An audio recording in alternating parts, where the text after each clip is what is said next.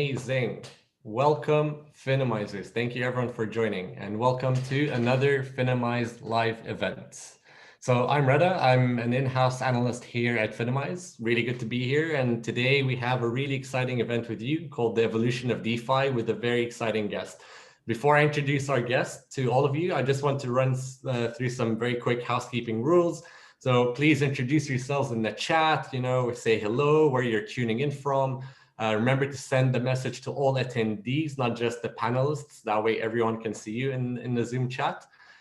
So the way this event is going to work, we're going to have a 15-minute conversation and the demo by our guest, and then we'll have 15 minutes Q&A at the end. So be sure to enter your questions in the Q&A box and we'll get through as much of them as possible in this event.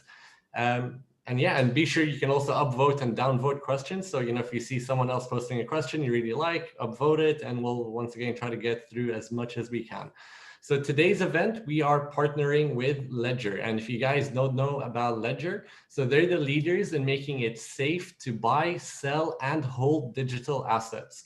They've recently launched Ledger Live, where you can buy, sell, exchange, stake, or lend crypto, all with the security of a hardware away from your easy to hack computer or smartphone, something quite important these days. Michelle will drop their link in the chat right now so you can check them out. So let's kick off. Let's introduce our guests. So today we are joined with Jerome. Before joining Ledger as head of client success, Jerome started the blockchain practice of Ernst & Young, France, in 2016 and opened the Paris office of Consensus in 2017, where he was coordinating the efforts towards enterprises and public institutions in the European Union. He also runs a nonprofit called Ethereum France that runs the eponymous website and hosts the ETHCC event every year in Paris. Jerome, it's really great to have you with us. How are you doing today? I'm really good. Super happy to chat about DeFi with you guys. Also super happy because we're getting close to the ETHCC conference that you mentioned, that I'm lucky to organize, but also to have Ledger sponsorizing this year.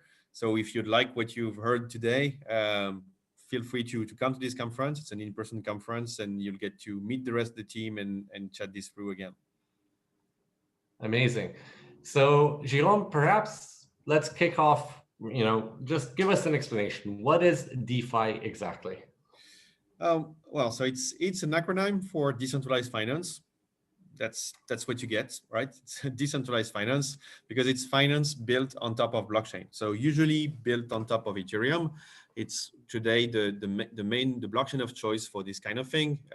So you can look at different metrics, but most of the metrics says it's about 90% done on Ethereum and the rest done on various chains. We wouldn't have decentralized finance if we wouldn't have token. So it all started with the ERC20 standard, which is a standard of smart contract to represent a unit of account. So anything you can think of that would be accountable, you can create a token for it. So typically a bond, typically a share, or typically a token to represent the voting power, you name it. Creating a token is usually done in the blockchain space by using an ERC20 token standard, or using a copy of the ERC20 token standard on another chain, chains like EOS, chain like Tron, or Binance Chain, or Polygon have their own version of the ERC20 token, or the very ERC20 token ported on their chains. So now, when you get to have a way to represent something that you can count, you can do various stuff to manipulate this unit of account. So looking at the ERC20 token standard, you have ways to manipulate the token for someone else. So you can transfer from, if you are allowed to, by this person, and you can do many things around that. So when we look at the DeFi space, we usually can say this is three main pillars. So you have on the one hand, people that are doing lending, so lending and borrowing. So that's smart contracts and other primitives and other software that let you borrow and lend your tokens. So that's one pillar. The second pillar, I think, could be decentralized exchanges or automated market makers. Those are smart contracts, so you can trade your token against something else, or that you can list your token for a specific pair. Say you want to have the Finimize token and you want to list the Finimize token to ETH, you can create a Finimize to ETH pool on decentralized exchanges like SushiSwap or like Uniswap or whatever. So that's also one pillar of decentralized finance. We have ways to automate trades and create the opportunity for people that want to bring liquidity to those token pairs to bring that liquidity in the form of the token they own. And lastly, the third pillars would be like a miscellaneous pillar, let's say, which we can call the derivatives. So many different projects are doing things that are close to derivatives. We can think about insurance derivatives, like you can in some way bet that a protocol won't be hacked or that something is secure, for example. So that's what companies like Nexus Mutual are doing. You can also list synthetic assets, so having real world assets but listed in the blockchain thanks to a bridge, which is quite common in the finance space, synthetics. And you can have all sorts of predictive markets. Like if you were to bet who is going to be the next president of France, you can create a predictive market on that. And the outcome of that question can be tokenized, and people can buy or sell or give liquidity on that specific token. So broadly speaking, decentralized finance or DeFi is anything related to finance built on top of tokens, I would say. Okay, amazing. And if I understood it correctly, so you need, I guess, someone to provide, right, that initial liquidity. So if you're going to be borrowing in crypto, you need someone to provide the money, right? Kind of analogous to deposits at a bank. Yeah. Or let's say the analogy at my local currency exchange, right, where they buy and sell different currencies, but like in this case, in the crypto world, they would do the same. They stand ready to buy and sell different cryptocurrencies, but someone needs to provide, right, the liquidity to them. So sort of. So when you say someone needs to, what's great, what the decentralized form of it means that if the public utility exists, I mean, if there is a protocol to do lending, if there is a protocol to do trading or swaps, you can be that someone. You can be the person that say, I want to bring liquidity to this token, or I have a reserve of say $100,000 in a stable coin, and I'm creating the Finimize token. I can bring the initial liquidity. Say, well, I mint 1 million Finimize token, and I decided to list the Finimize token on SushiSwap, and so I create the pool Finimize token to say USDC, for example, and I create the rate. I'm the initial liquidity provider. So now anyone that has USDC or any token that is also listed on SushiSwap can do the swap from USDC to Finimize token. But I've been the first person to list the token, so I got to decide which would be the rate. Now, if someone has purchased Finimize token, he or she can also sell this token against USDC or against another token listed, and also bring liquidity to the pool. And thus, as a liquidity provider, different decentralized exchange offer different setups, but you can earn some fees on top of the trades. So that can be interesting if you are as a speculator long on both tokens. You can say that you feel good by holding either one or both. So if you feel good about holding either one or both, you may be interested to provide liquidity. And decentralized exchanges or automated market maker that try to gather liquidity, to incentivize people at listing new pools, new tokens, and bring liquidity, are also doing rewards for people that are bringing liquidity. And that's kind of the start of what we usually call yield farming. If you are a liquidity provider on some exchanges, you may earn not only the reward associated to the trades that goes to the liquidity pool, but also reward that is being distributed to you directly by the decentralized exchange. So, for example, Uniswap, they sent Uni token, which is token you can find on Coinbase right now. But initially, it was distributed to anybody that has participated in one way or another as a trader or liquidity provider and so on, to anything related to Uniswap. So that's how this kind of this ecosystem is creating some noise and buzz around what's going on in its ecosystem, because they are distributing tokens that are linked to a governance right or fees sometimes, and they are distributing it to people participating to those primitives. So if you have some tokens that are sitting in your wallet, there is a good chance that those tokens can be put at work in various protocols. But putting those tokens at work is never riskless. There are different types of risk associated to doing that. But if you are not risk adverse and you do your own research right, you might find interesting opportunities. Okay, and is there any way to so that's super interesting in the sense that why keep your crypto idle, right? If you can make it work, right, through yield farming. And then obviously there are risks. So I guess what you're trying to say is perhaps, this is not something you want to put all your crypto in potentially, but just maybe be a bit cautious with how you approach yield farming. Yeah, and to be frank, like there are new yield farming projects that happen all the time. It's actually quite easy to create your own web page and tell people deposit X token here and get whatever percentage. So we see schemes that are repeated over and over again, such as I list the Finimize token. So yeah, I just listed it. It has a pretty good rate, and now I say to people, like, hey, if you bring liquidity to this pair, so you have to buy the FNMZ token to actually enter. So you have to buy the FNMZ token and bring the token in front of it as liquidity, which make the price of the FNMZ token pump because you're buying it and lots of people are doing it, and it also grow the liquidity pool.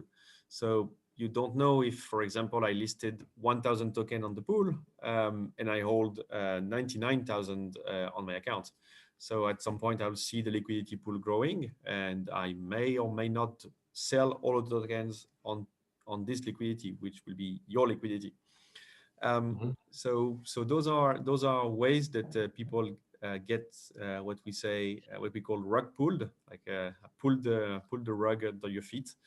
And we witnessed some scams like this in the past, like people listing a token, making lots of noise around it, telling people to buy it, and then redistributing the token to people that are bringing liquidity up to a certain point where the founders, mostly anonymous, just sell the token on the liquidity providers, and the liquidity providers end up with lots and lots of token that is now close to worthless. So beware when you hear about a new project that offers multiple digits annual return. It might be fishy, but you might also find some gems in this. But beware and stay. Yeah, make sure you're not putting all of your eggs in the same basket. And if the returns looks too good to be true, it's probably because it's too good to be true indeed. That's a great point. So let's say, Jerome, I wanted to start yield farming. Let's say I own some crypto coins, some Finimize coins or Monkey coins, for example, and I wanted to start yield farming. What are some reputable sources or platforms or ways I can go about doing this? So it's hard to tell you about really reputable platforms without endorsing them. So I'll try to not drop too many names. And in any case, it's not a financial advice. But inside Ledger Live, we support some protocols. So if you want, I can show you what it looks like. Yeah, that would be great to see it live. So one protocol that we support inside Ledger Live. So what you see on my screen is my Ledger Live account, and you see we have a lending part. So currently in Ledger Live, what you can do is lend the three main stablecoins, like the DAI stablecoin, the USDC stablecoin, and the Tether stablecoin, and you earn an interest rate that is given to you by Compound. So Compound is one of the leading actors in lending and borrowing.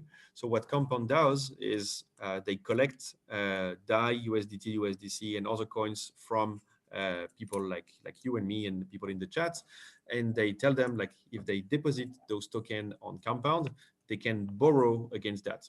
So from a financial perspective, if you add a lot of Ether and you want to borrow against this Ether, Compound will let you do that actually. So you can potentially deposit some Ether on Compound, borrow USDC, and buy more Ether. So you get a leverage position on Ether by this way. So as you can see on this screen, I deposited one DAI a couple of months ago when we were testing the feature on Ledger Live. And so I can deposit more, or I can even withdraw my position if I want. And this can be all done inside Ledger Live. So this whole flow is integrated inside Ledger Live. You can also swap your Finimize token against something else, and we support both something centralized like Changely or something decentralized like Paraswap, which connects you to different decentralized exchanges.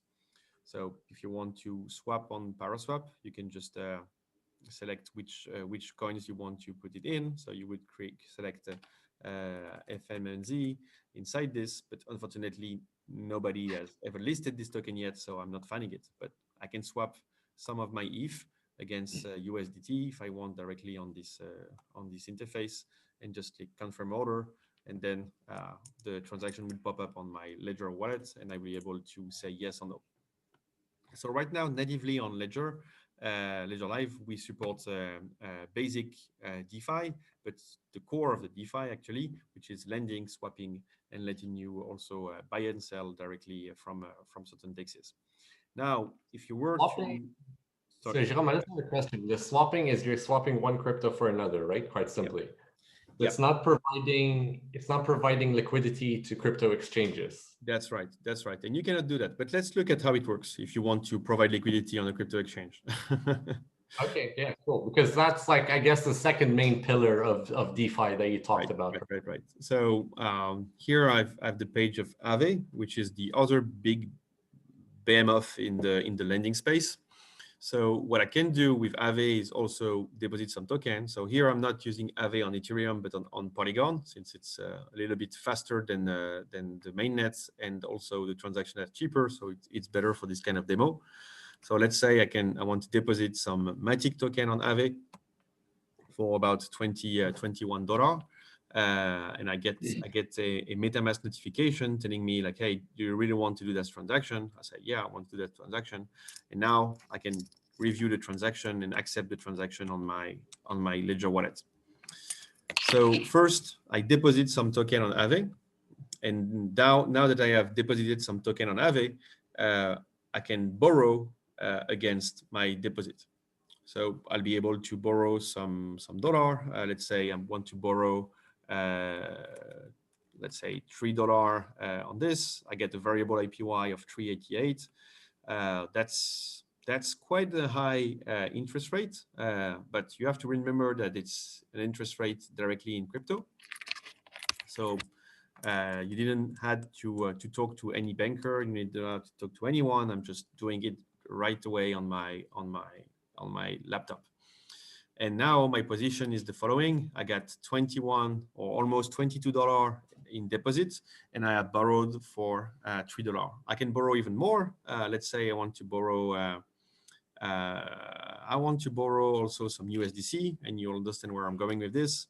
So I want to borrow for $3 of USDC. And now in my wallet, I will have not only 3 DAI, but also 3 USDC. So now I have 2 tokens that are stable coins, and maybe I can use those 2 tokens to actually provide liquidity on the USDC/USDT pair. So let's wait a little bit. The transaction will be in soon. And so my position will change. I will have brought $22 of collateral and borrowed $3 of DAI and $3 also of USDC. Oh, here we go. I got this position. So coming back to your question, if I want to benefit, to take advantage of yield farming, let's say on SushiSwap, for example, you have the USDC to DAI pool. I can click on it and say, well, it turns out the USDC to DAI pool is bringing an annual interest rate of 11%. You want to participate? Yes, I do. So I can select some in here. I can just add liquidity here. Well, the pair is not completely pegged. So if I want to add 3 DAI, I only can bring 0.003. So it's not perfectly pegged right now. And I can add the liquidity to SushiSwap like this. So first I have to approve that SushiSwap is able to manipulate my tokens. So that's one of the features of the ERC20. You can let other smart contracts or other users manipulate your token for you. So it's a little bit tedious, but now at least we get to see the whole process. I have to approve both of those tokens on SushiSwap. And once both of the tokens will be approved, I'll be able to actually bring the liquidity. So what it means as a liquidity provider is that anytime someone is swapping USDC for DAI or the other way around, DAI for USDC, as a liquidity provider, I get to be able to claim some of the fees from that swap. And the percentage of fees that I will get is actually my share of the pool. So yeah, you see it here. As a liquidity providers, you will earn 0.25% of all trades. So we're waiting for the confirmation in the blockchain. We get one, we get two, as soon as we get the other one. And at the end of this process, I'll be able to do the last transaction, which is actually bringing the liquidity. So I'll be a liquidity provider, and I'll be able to participate to the yield farming pool by depositing my LP token inside the liquidity, the yield farming reward. So it's a little bit complex because we are wrapping different stuff. Like when I deposit liquidity, like this action of sending USDC and DAI to SushiSwap, they are giving me a receipt, which is a LP token that I can then use to claim the reward. So let's fetch the farm and we will be all done. Here we go. Which one was it? Oh, it was this one. And now I have some LP to bring, and that will be it. I'll be a liquidity provider participating to this pool at the end of this process. That's really fascinating seeing it live. That actually answers our most upvoted question, which is how to use Ledger Live to get involved with DeFi. So that's definitely been answered with a very nice presentation. So let me jump straight to the second question. It comes from Alan. So will L2 scaling solutions such as Polygon, which now have a significant network effect on their chain, help DeFi even more, given that the gas fees are reduced by a lot? So I guess you get also the answer by the demonstration. I'm actually doing this demo on Polygon, just because if I were to use what I'm showing you directly on layer one, I will have to pay about $3 to $4 per transaction, which, since I'm only moving $20 initially, represent a vast percentage of the amount. Currently, if you want to use DeFi on layer one, you need to move big enough chunks of money to make it worth your while. So it's not really designed for people that have $20 to put on this. But in Polygon, it's way more accessible for small purses. And it's giving some flexibility to the rigidity of the layer one. But the two has to come together. Like the sources of truth is at the end a much bigger chain with a better or a better proven or battle tested way of securing the chain, and you get the flexibility of the layer two. And indeed, Polygon is having a lot of traction. And at Ledger, we support transaction on the Polygon chain as well as transaction on the Binance chain. And we are working towards better integration and more native integration. Because what I've shown you right now is just like opening Aave, depositing on Aave, then borrowing on Aave, then putting the liquidity on SushiSwap, then depositing in the staking reward of SushiSwap. So all of those steps, we don't support it natively in Ledger Live, but we are working towards that. And you can still use this either natively on those websites, because most of them support that you log in with Ledger, with your Ledger wallet. And I prefer to have the ease of use of MetaMask. As a former Consensus employee, I got the habit of using MetaMask and Ledger together. So I prefer to use MetaMask, but other solutions are available as well. That's awesome. So our next most upvoted question comes from Dan, who says, what are the steps involved? For example, going from, let's say, £5,000 in the bank account to investing this into DeFi and earning a yield on it. So what are the kind of exact steps you would have to go through to do that? So I would tell you, like, open your Ledger Live, pick one up, Wire or Conify, which one you prefer. If you are in the Great Britain, you can just use Conify, and you'll be able to purchase crypto directly via Conify. So let's say you want to purchase Ether, for example, you just follow the different steps that I'm showing right now. They ask you to connect your device. They ask you to do different steps. They ask you to also do a KYC potentially. So let's say, how much did this person say? 20K? 5K. 5K, okay. 5K Great Britain pound. So you can purchase directly right here. So you have to know also that different exchanges, different partners bring different fees. Right now, the whole process of sending to an exchange and getting back the crypto and transferring the crypto on your address can be a little tedious. So the current fees of Ledger Live are very competitive. So you will click on buy, and now they will ask you to create a new account. So you still have to do a little bit of KYC. You have to bring your account and so on and so forth. I won't do it here, but you can go to the end of this, and you'll be able to purchase directly with a credit card or with a SEPA transaction. And at the end of it, what you will get is actually crypto on your account. So you will get 2.1 ETH on your Ethereum account. And you will be able to do exactly what I did, which is depositing on your Ether on Aave, then borrowing against your Ether on Aave, or saying that you don't want to do the lending versus borrow, you just want to swap it. So you can go there on Paraswap and just swap one of your ETH against DAI and one of your ETH against USDT, and then provide liquidity on DAI USDT pool if you want. So that will be the different step that you will want. First, purchase the crypto with your Great Britain pounds, and then exchange the crypto that you got in this process against something that you want to be yield farming for. Okay, makes sense. Michelle, I think, kind of answered the question of how do you distinguish between a legitimate liquidity pool versus a scam. And Jerome, like you said, if it's too good to be true, it's probably too good to be true. So I'll just jump to the next question, from Alan. What do you think about the DeFi Pulse Index? I'm not using it. I don't know exactly what's inside of it, so I wouldn't be able to say it's a good one or a bad one. As a non-user, I cannot really tell what's inside. But what I can say is that the DeFi Pulse has been one of the first websites to really give a snapshot about what's going on in decentralized finance system. So I think it's kudos to them for popularizing our ecosystem.